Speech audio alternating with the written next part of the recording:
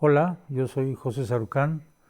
He estudiado una carrera científica, empecé como biólogo y luego hice un doctorado en ecología. He hecho investigación científica casi todo el tiempo, hasta antes de tomar eh, obligaciones académicas en la UNAM, de dirección, como director, como coordinador de ciencias y luego como rector en 2 periodos. Y he hecho una buena cantidad de otras cosas. Ahora estoy dirigiendo diario la Comisión Nacional para el Conocimiento y Uso de la Biodiversidad, la CONABIO, que yo propuse fundar hace 25 años, pero que solo hasta ahora he estado directamente involucrado en la vida diaria de CONABIO.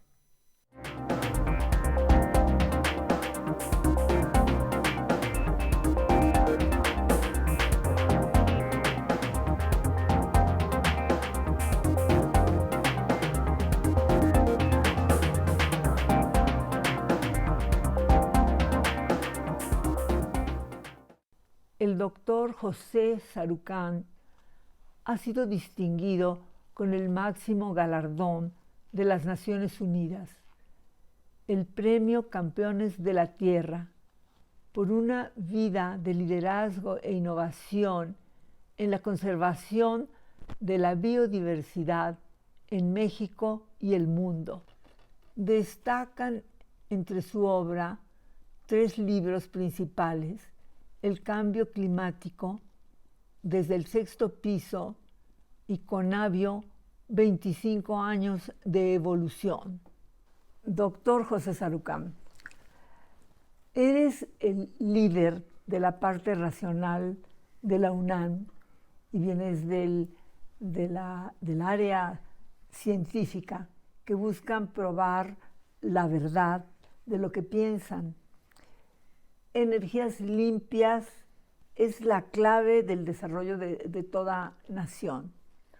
¿En qué consistiría el plan que permita a México transitar a esa nueva realidad?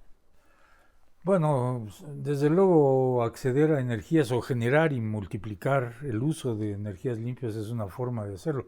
Pero no es solo eso, yo creo que son muchos aspectos más, Silvia, que componen realmente lo que podríamos llamar el camino hacia la sustentabilidad de una nación, de una sociedad, y el bienestar realmente sostenido, largo, de las generaciones, idealmente cada vez mejor, idealmente con más bienestar.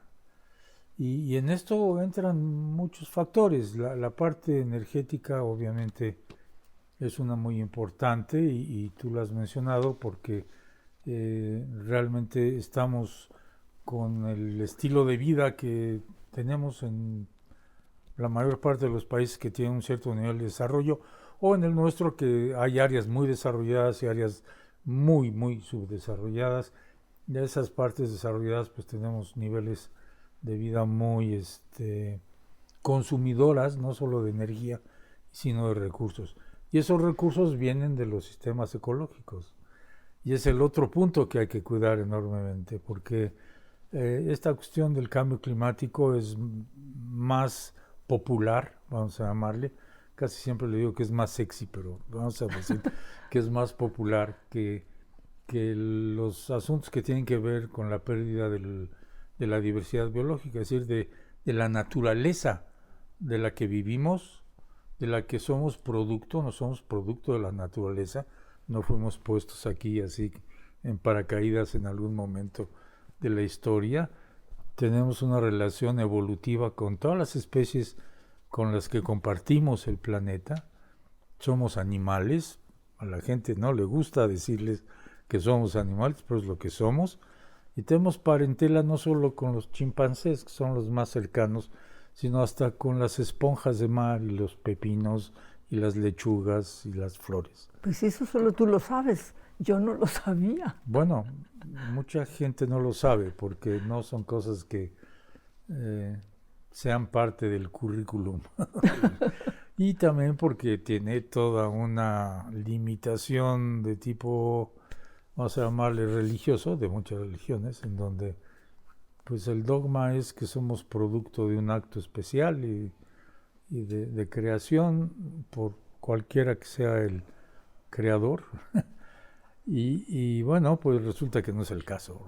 Resulta que somos producto de un proceso de evolución por selección natural y que en un punto empezamos a desarrollar un cerebro más largo que los primates cercanos a nosotros, y con ese cerebro más grande pues teníamos capacidad de organización, muy importantemente de comunicación, y eso era hacerle aprender al vecino lo que yo había visto, y a su vez el vecino me enseñaba lo que había visto, y entonces empieza a formar una inteligencia social, que es lo que hace que tengamos ahora por las cosas que tenemos, estas lámparas, cámaras que nos están filmando. Y lo que pasa es que perdemos noción de que somos parte de esa naturaleza. Yo siempre hago poco la broma, pero es en serio, de preguntarles a las personas en las conferencias que desayunaron, y me dicen, bueno, pues yo desayuné cereal, yo desayuné huevos, yo desayuné un pedazo de machaca, lo que sea. Digo, todo eso es biodiversidad, todo eso es naturaleza. No se desayunaron ni con tuercas, ni tornillos, ni rondanas, sino con vida, o lo que era vida antes, pues. Eso es lo que, si no fuéramos parte de ese sistema natural, no nos podríamos alimentar de eso, no podríamos reponer nuestros tejidos, nuestra sangre, nuestros músculos, sin esos elementos que vienen de la naturaleza. Y esto que parece una obviedad, cuando lo dice, ¿no? Pues no está en el imaginario de la gente. Por eso cuando hablamos de desarrollo sustentable y hablamos de problemas ambientales globales, lo que tenemos que entender es que somos parte de la naturaleza, que venimos de un proceso evolutivo que nos ha traído a una situación de evolución cultural, porque es lo que nos ha permitido tener todo esto a la mano y otras cosas, y tener muchas ventajas y muchos beneficios como la salud pública. Ahora vivimos muchísimo más de lo que se vivía hace unas cuantas décadas, no, sin irnos al siglo XV ni nada de este tipo. Y esto es el producto de esa procesión evolutiva en la que hemos estado. Y para darnos cuenta de eso, pues tenemos que admitir que tenemos que vivir en armonía con este planeta. Y eso significa desde los recursos que usamos hasta la energía que consumimos para poder realmente movernos hacia esta mejor situación de la que tenemos ahora y que hemos provocado, que es un mundo sustentable, son sistemas de desarrollo sustentable de las naciones que además son mucho más equitativas, mucho más igualitarias de las que tenemos, porque lo que hemos hecho con el gran desarrollo económico que hay en muchas naciones es aumentar las diferencias entre los que tienen menos y los que tienen más, a pesar de que ciertamente los números pueden engañar en este sentido, y hay gente que opina que no, que esas distancias se han acortado. Pero bueno, a mí me basta comparar las gentes que viven en Manhattan con los que viven en la Mixteca oaxaqueña, y creo que esas distancias no se han acortado. Y sin ir hasta Manhattan, en Santa Fe, aquí, o en la Mixteca, tenemos grandes desigualdades que son también en parte producto de la forma como nos hemos ido desarrollando. México es uno de los países con mayor biodiversidad mundial. ¿Qué hacer ante la depredación humana que está terminando con ella? Todo lo que consumimos, y por esto, excepto energía, viene de la naturaleza. Esta ropa, que es algodón o lana, no tengo la menor idea de qué demonios es, pero vino ya sea de borregos o vino de una planta de algodón.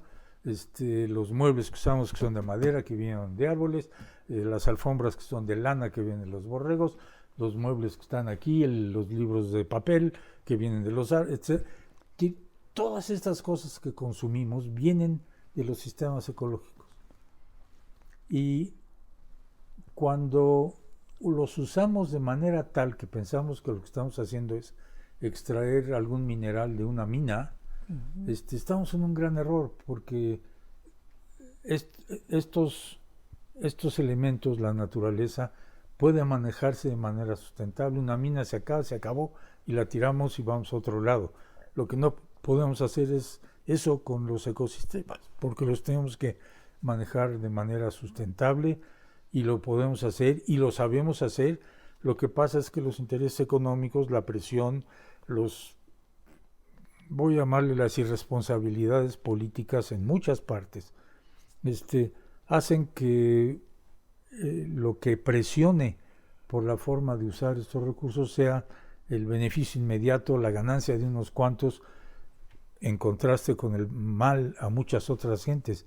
Hemos perdido esta noción de que el uso de estos recursos debe ser para beneficio de todos y no para unos cuantos, y esta situación de, digamos, de beneficiar a los pocos en daño a los muchos es algo de lo que tenemos que aprender a cambiar realmente, sustancialmente.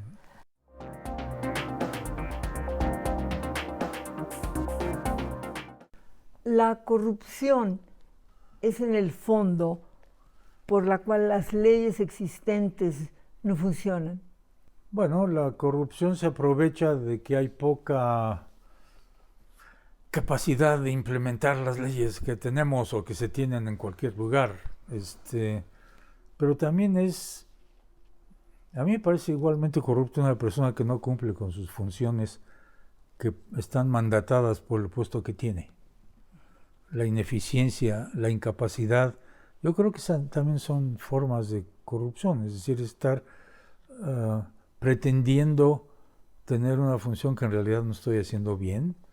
No es demasiado lejano a la corrupción de alguien que se aprovecha, gana dinero y hace un acto indebido fuera de la ley, pagándole a alguien para que él cierre los ojos y le permita hacer las cosas.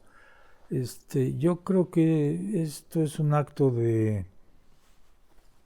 justamente de olvidar esta cuestión del beneficio social de todos por el beneficio personal mío al cometer un acto que es individuo, ¿no?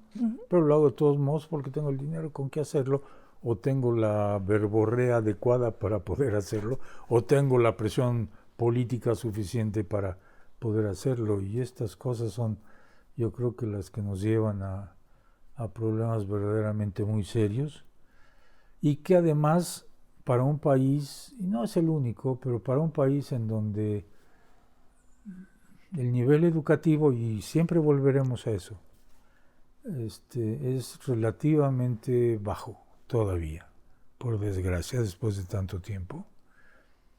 Estos actos son, voy a usar la palabra educativo, es decir, educan a la gente en el sentido correcto, es decir, le dan muestras y le dan enseñanzas absolutamente inadecuadas a la gente que de otra manera no tiene los suficientes conocimientos para tener las ideas de decir, no, eso está mal, eso yo no lo acepto, yo no lo hago, lo repruebo en quien lo está haciendo. Y por eso creo que el ejercicio de la autoridad, particularmente de quienes por alguna razón, puede ser un profesor o puede ser una persona electa por los votos, no cumple adecuadamente con la función para la cual fue puesta ahí. Yo creo que esto es un acto de mala educación,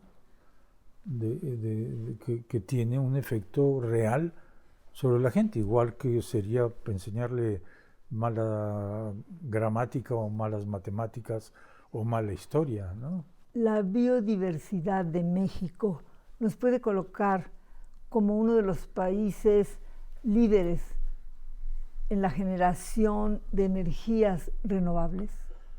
Bueno, una parte sí, pero las energías renovables yo creo que la biomasa, es decir, la masa orgánica vegetal fundamentalmente, que hay puede ser utilizada de ciertas formas en ciertas circunstancias para poder usar energía. Yo no vería que eso es la función más importante. La función más importante de esa diversidad biológica representada en ecosistemas es mantener el equilibrio de toda una región o de todo un país o finalmente de todo el planeta. El equilibrio que permite la vida como la conocemos y nosotros como parte de ella. Pero además de esto, Silvia, hay un elemento más, y México es uno de los 5 países con mayor diversidad biológica del mundo, ¿no? Lo cual pues es un privilegio para un país del tamaño donde nosotros tenemos una riqueza fenomenalmente grande, ¿no? Tenemos una flora que es muy parecida al tamaño de la flora de China, pero China es 4 o 5 veces más grande que México, lo cual te habla de la diversidad ecológica de este país. Bueno, pero además de esa diversidad natural, voy a llamarle, tenemos otro privilegio gigantesco que se nos olvida permanentemente por 2 vías. Primero, que esa diversidad biológica genera una diversidad cultural enorme, que es la que hemos tenido en este país, con la cantidad de grupos nativos de México y la cantidad de lenguas que se hablan en México, ¿no? Oficialmente reconocidas son 60 y tantas, pero muchos lingüistas realmente piensan que, por ejemplo, el zapoteco tiene una serie de variaciones que los hacen tan diferentes los zapotecos como el francés del latín, digo, del español o del portugués o del rumano, ¿no? Sí. Y entonces no se entienden mucho, sí entienden algunas palabras, no se entienden del todo. Entonces depende de cómo, incluso en la forma más modesta, estamos hablando de un país que tiene más de 60 y tantos lenguas, ¿no?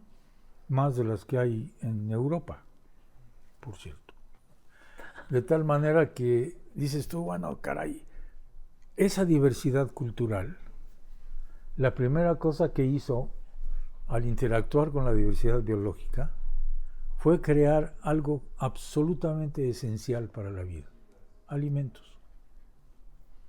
Todas las plantas cultivadas y todos los animales domesticados, de los cuales no hay demasiados en México, realmente la riqueza es en plantas cultivadas, el maíz, el frijol, la calabaza, los jitomates, los chiles, y te puedo seguir por ahí, son producto de la interacción de esos grupos étnicos con su entorno natural.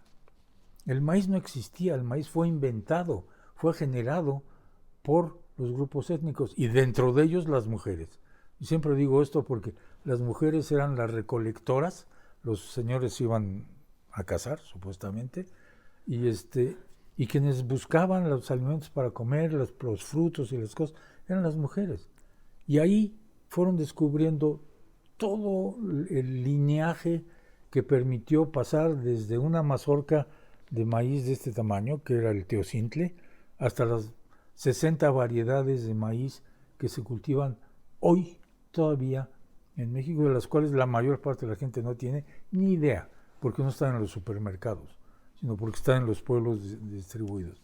Y como eso con el jitomate y con la calabaza y con todas las cosas. Esa es la otra gran riqueza de diversidad biológica. Primero, porque realmente es muy diversa. Y segundo, porque es la que nos mantiene vivos. Caray, digo, si eso no es una aportación importante de todos estos grupos étnicos a nosotros ahora, y de las gentes que han ido heredando esto verbalmente, oralmente, y lo traen hasta la fecha. Y es el grupo más fregado socialmente, económicamente de este país. No hemos sabido reconocer en ellos ese servicio gigantesco que han hecho. Los consideramos campesinos inútiles que no producen cosas de este tipo, cuando en realidad deberíamos ponerlos en una situación de aprecio, de ayuda, de estímulo al conocimiento que tienen, porque es lo que les permite mantener esto vivo todavía hasta ahora. Tenemos cosas muy torcidas. Bueno, pero no nada más en este país, era lo en que iba a muchos preguntar. países. En China sería lo mismo, o peor. Hay cosas o peor. similares. Lo que pasa es que China no tuvo la historia que nosotros tenemos. ¿Cómo nos diferenciamos? Pues que no fueron colonizados, que la colonia inglesa en China ocupó un pedacito, pero infinitesimalmente pequeño, de ese territorio enorme, y China se mantuvo como tal, como un gran pueblo con muchas etnias. Eso no pasó en México. En México tuvimos 300 años de colonia, que sí ocuparon todo el territorio mexicano, y ese impacto tiene muchas repercusiones en cómo somos ahora y lo que podemos hacer. Algunas buenas, otras no tan buenas. ¿No?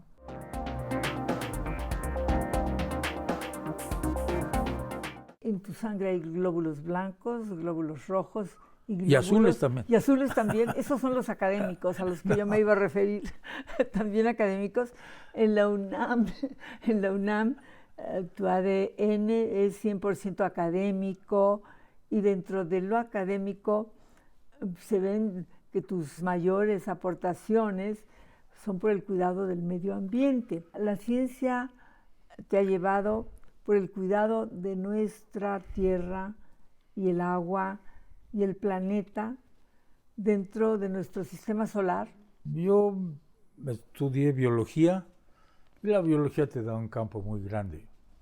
Y dentro de eso, pues, un poquito por azares del destino, me ligué a estudios en las zonas tropicales de México.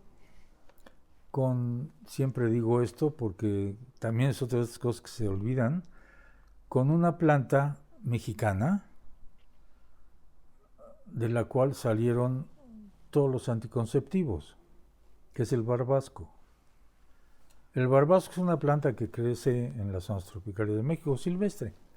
Y de ahí alguien, un químico famoso, aisló 1 kilo de cortisona, que era una de las hormonas que tenía ahí, y lo llevó a vender a un lugar y no le creyeron.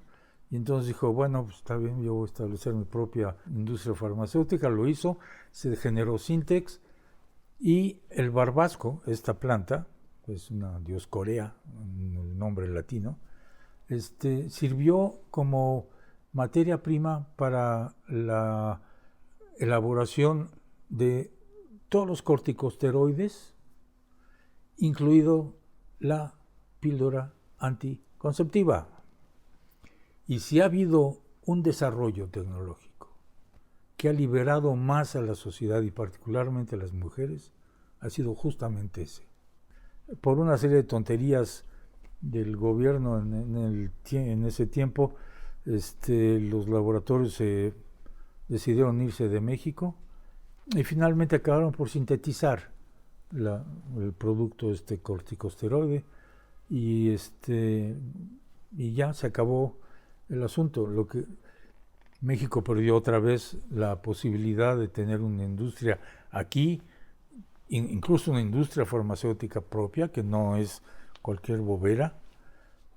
Y bueno, son de los errores que se hacen en este país por concepciones totalmente equivocadas de los temas, de no entenderlos, de no saber cómo funcionan las cosas. Pero todos los primeros anticonceptivos salieron de esta planta y fue lo que se desarrolló.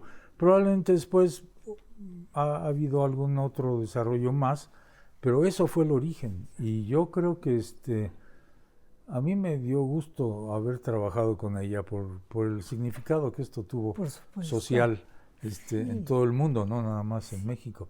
Sí. Y bueno, eso me llevó a estudiar ecología tropical, porque pues, esta planta crecía en toda la costa del Golfo de México, y ahí me metí a estudiar selvas y estudiar cómo se regeneraban, y después me fui a hacer un doctorado a Gran Bretaña, en ecología de poblaciones, y de trabajar con árboles de 40 metros en la selva, llegué a trabajar con hierbitas de este tamaño en las praderas galesas, pero fue bellísimo porque eso fue un modelo de desarrollo de todo un nuevo concepto de ecología de poblaciones, porque ahí estaba el mejor líder en este tema. Y empecé a trabajar con malezas lo que son malezas de praderas, con vacas pastizando y borregos pastizando, pastoreando. Sí, sí. Fue un cambio muy fuerte, pero el chiste es que ayudé a desarrollar una nueva área de ecología de poblaciones de plantas que abrió un camino y un nuevo campo en esta área, en esta dimensión, y que fue pues muy grato porque yo ahí realmente tuve mi mayor formación conceptual. Ahí es donde empecé a trabajar con algunos problemas de tipo evolutivo que no tuve oportunidad de hacer aquí, y esto, la cuestión de evolución, es algo que me ha llamado muchísimo la atención. Muy buena lección. Pues yo creo que es así como una conferencia magistral la que nos has dado hoy. Te lo agradecemos No, espero que muchísimo. no haya sido pesada. Para nada, ¿qué va? Mil gracias. No, gracias a ti por la oportunidad de charlar contigo en este programa que tiene tanta audiencia.